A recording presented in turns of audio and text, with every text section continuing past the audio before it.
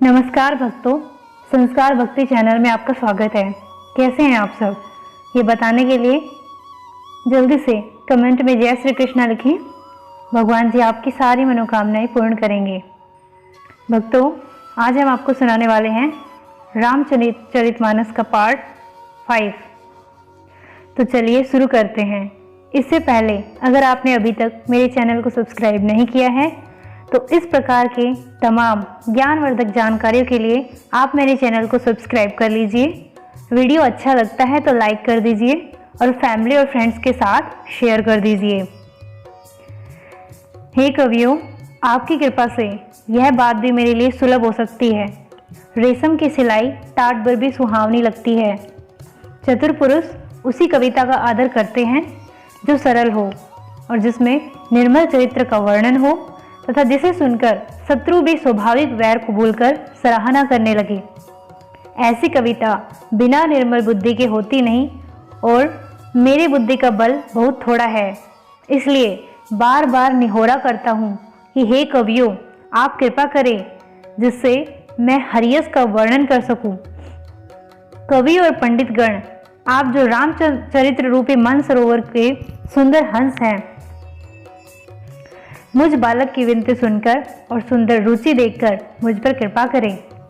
मैं उन वाल्मीकि मुनि के चरण कमलों की वंदना करता हूँ जिन्होंने रामायण की रचना की है, जो राक्षस सहित होने पर भी कठोर से विपरीत बड़ी कोमल और सुंदर है तथा जो राक्षस सहित होने पर भी दूषण अर्थात दोष से रहित है। मैं चारों वेदों की वंदना करता हूँ जो संसार समुद्र के पार होने के लिए जहाज के समान है तथा जिन्हें श्री रघुनाथ जी का निर्मल यश वर्णन करते स्वपन में भी खेद नहीं होता। मैं ब्रह्मा जी के चरण रज की वंदना करता हूँ जिन्होंने भवसागर बनाया है, जहाँ से एक ओर संत रूपी अमृत चंद्रमा और कामधेनु निकले और दूसरी ओर दुष्ट मनुष्य रूपी विष और मदिरा उत्पन्न हुए। देवता, ब्राह्मण, पंडित, गृह इन सब के चरणों की वंदना करके हाथ जोड़कर कहता हूँ कि आप प्रसन्न होकर मेरे सारे सुंदर मनोरथों को पूरा करें। फिर मैं सरस्वती जी और देव नदी गंगा जी की वंदना करता हूँ। दोनों पवित्र और मनोहर चरित्र वाली हैं। एक गंगा जी स्नान करने और जल पीने से पापों को हरती है और दूसरी सरस्वती जी गुण और यश कहने और सुनने से अज्ञान का नाश कर देती है। श्री महेश और पार्वती को मैं प्रणाम करता हूँ जो मेरे गुरु और माता पिता हैं, जो दीन बंधु और नित्य दान करने वाले हैं, जो सीतापति श्री रामचंद्र जी के सेवक, स्वामी और सखा हैं तथा मुझ तुलसीदास का सब प्रकार से कपट रहित हित करने वाले हैं, जिन शिव पार्वती ने कलयुग को देखकर जगत के हित के लिए साबर मंत्र समूह की रचना की, जिन मंत्रों के अक्षर बेमेल हैं, जिनका ना कोई ठीक अर्थ होता है और ना जप होता है, तथापि श्री शिव जी के प्रताप से जिनका प्रभाव प्रत्यक्ष है, वे उमापति शिव जी मुझ पर प्रसन्न होकर इस कथा को आनंद और मंगल की मूल बनाएंगे। इस प्रकार पार्वती जी और शिव जी दोनों का स्मरण करके और उनका प्रसाद पाकर मैं चाव भरे चित्त से श्री रामचरित्र का वर्णन करता हूँ। मेरी कविता श्री शिव जी की कृपा से ऐसे सुशोभित होती है जैसी तारा गणों के सहित चंद्रमा के साथ रात्रि शोभित होती है। जो इस कथा को प्रेम सहित एवं सावधानी के साथ समझ बूझ कर कहीं सुनेंगे, वे कलयुग के पापों से रहित और सुंदर कल्याण के भागी होकर श्री रामचंद्र जी के चरणों के प्रेमी बन जाएंगे।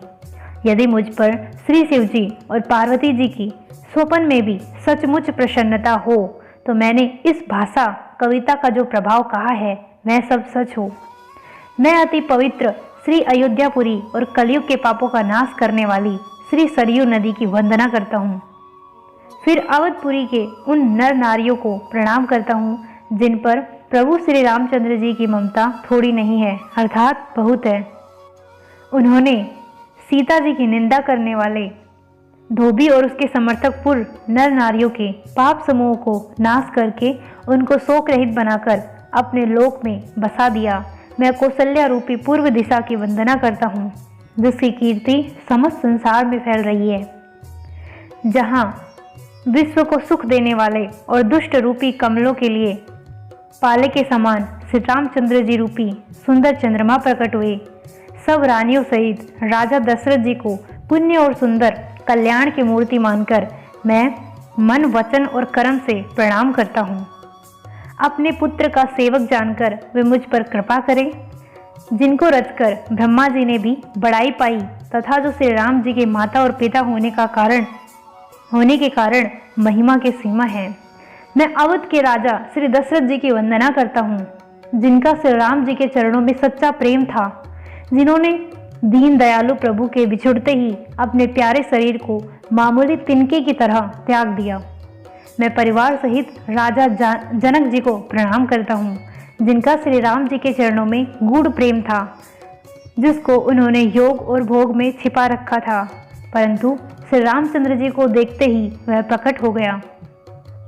सबसे पहले मैं श्री भरत जी के चरणों को प्रणाम करता हूँ, जिनका नियम और व्रत वर्णन नहीं किया जा सकता तथा जिनका मन श्री राम जी के चरण कमलों में भोरे की तरह लुभाया हुआ है, कभी उनका पास नहीं छोड़ता।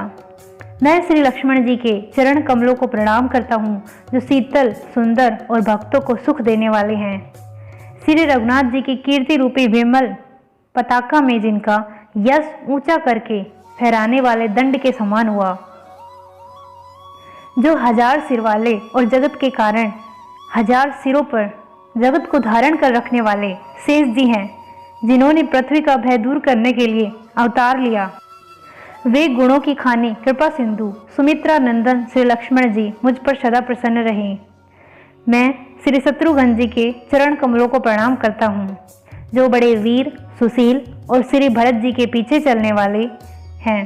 मैं महावीर श्री हनुमान जी की विनती करता हूँ, जिनके यश का श्री रामचंद्र जी ने स्वयं वर्णन किया है।